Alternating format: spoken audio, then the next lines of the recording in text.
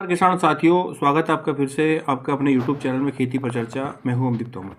किसान साथियों, गन्ने की बुआई को लेकर विभिन्न विधियां आ रही है। किसान भाई YouTube पर भी तरह तरह की गन्ना बुआई की विधि वीडियो देख रहे हैं। बहुत किसान भाई सोचते हैं और कई सवाल मन में उठते हैं कि कौन सी गन्ना बुआई विधि अच्छी है, ट्रेंच विधि अच्छी है या 28 इंच पर गन्ना बुआई करना सही है। किसान साथियों, आपके लिए मैं ये जानकारी से भरी वीडियो लेकर आया हूँ। इस वीडियो के माध्यम से आपके मन में उठ रहे सवालों का जवाब देने की कोशिश करूंगा। यदि कुछ सवाल रह जाते हैं तो कमेंट बॉक्स में सवाल पूछ सकते हैं। किसान साथियों, पहले बात करते हैं ट्रेंच विधि की। किसान साथियों, यदि हम 60 इंच की दूरी पर गन्ने की बुआई करते हैं तो हमें छोटे ट्रैक्टर की ज़रूरत पड़ेगी। उसकी निराई गुड़ाई करने के लिए, मिट्टी चढ़ाने के लिए अलग से यंत्र की ज़रूरत पड़ेगी। बुआई के लिए और जुताई के लिए अलग से रेजर लाने पड़ेंगे। गहरी जुताई के लिए हमें टेलर लाना पड़ेगा। किसान साथियों, पौध गन्ना काटने के बाद पेटी प्रबंधन के लिए जो डोली ऊंची बन जाती है, उनको कटवाने के लिए भी यंत्र लेना पड़ेगा। यह मान लो ट्रेंच विधि के लिए 7-8 लाख के यंत्र खरीदने पड़ेंगे। यदि ये यंत्र नहीं है हमारे पास तो हम ट्रेंच विधि में किसान साथियों फेल हो सकते हैं। और किसान साथियों, ये वैज्ञानिक विधि है। इसमें आप सिंगल आंख से बुआई करते हैं और किसान साथियों एक आंख से ही हमें ब्याज करना है और उसका रखरखाव करना है और उसमें हमें कामयाब भी करना है। किसान साथियों, अब बात करते हैं ट्रेंच विधि की और उसके फायदे की और नुकसान की। जो हमारे किसान भाई ट्रेंच विधि की बुआई करते हैं वो सब अपने गन्ने की निराई गुड़ाई अपने ट्रैक्टर से कर लेते हैं। इस काम के लिए किसान साथियों लेबर की ज़रूरत नहीं पड़ती है और गन्ने में मिट्टी चढ़ाने के लिए और बंधाई में भी कोई लेबर की ज़रूरत नहीं होती है। किसान साथियों, इस विधि में गन्ने की लंबाई और क्वालिटी बहुत अच्छे से सुधरती है, जिससे गन्ने में वजन भी बनता है। कुल मिला के किसान साथियों, ट्रेंच विधि में किसान भाई अपने यंत्र द्वारा अपना पूरी गन्ने की खेती में पूरा प्रबंधन कर लेते हैं खुद ही। अब बात करते हैं उत्पादन की। ट्रेंच विधि वाले किसान कहते हैं यदि आप उत्पादन बढ़ाने के लिए ट्रेंच विधि से गन्ने की बुआई करना चाहते हैं तो ऐसा नहीं है कि 28 इंच से भी जो किसान भाई बुआई कर रहे हैं वे ज़्यादा उत्पादन नहीं बढ़ा सकते। बिल्कुल बढ़ा सकते हैं।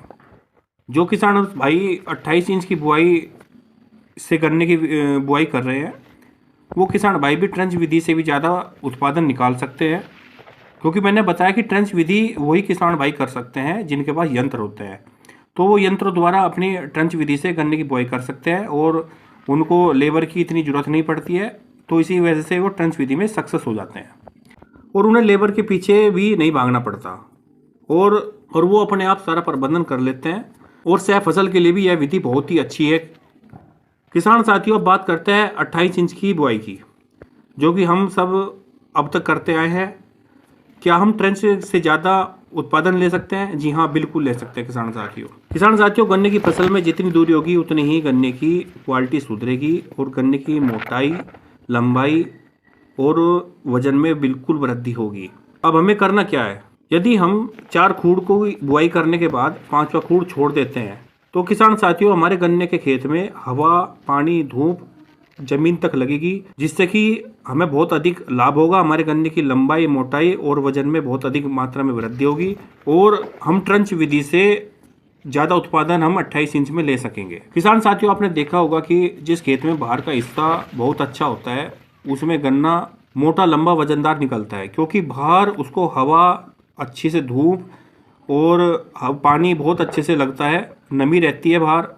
और किसान साथियों, रोग भी बहुत कम आता है जो भी गन्ना हमारा बाहर की तरफ होता है, क्योंकि किसान साथियों अंदर तो बहुत ज़्यादा मॉइस्चर होता है। अगर मॉइस्चर होता है तो बहुत ज़्यादा कीट आता है गन्ने के खेत में।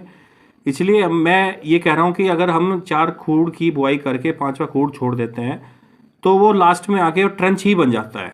किसान साथियों, जब हमारे गन्ने का खेत छोटा होता है तो उसमें हवा भी अच्छे से लगती है, धूप भी अच्छे से लगती है।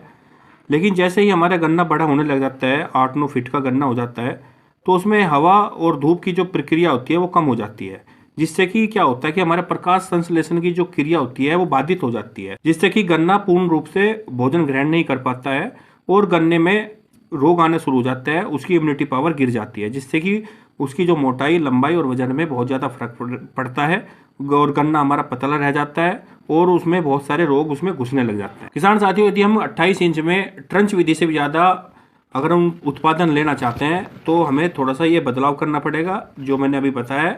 4 खूड़ की बुआई करने के बाद 5वां खूड़ छोड़ दे। किसान साथियों, जैसे मैं कह रहा हूँ कि मुझे 4 खूड़ की बुआई करनी है। 4 खूड़ की जब हम बुआई करेंगे तो जैसे जैसे हमारा गन्ना बड़ा होगा तो हम उसकी बंधाई करेंगे।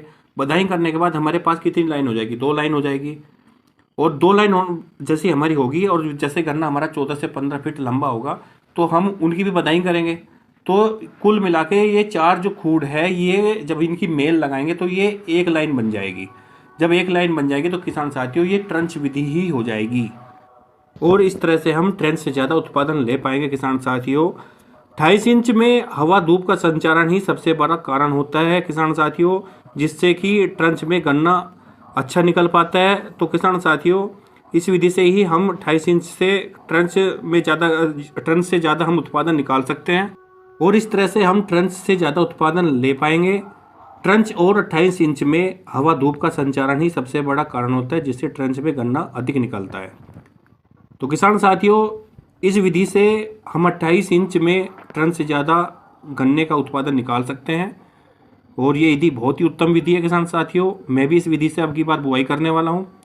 तो किसान साथियों, आशा करता हूँ मेरी दी हुई जानकारी से आप संतुष्ट होंगे। वीडियो अच्छी लगी है तो लाइक कीजिए, शेयर कीजिए दूसरे किसान भाइयों के साथ, और मेरी अगली वीडियो के नोटिफिकेशन के लिए चैनल को सब्सक्राइब कीजिए।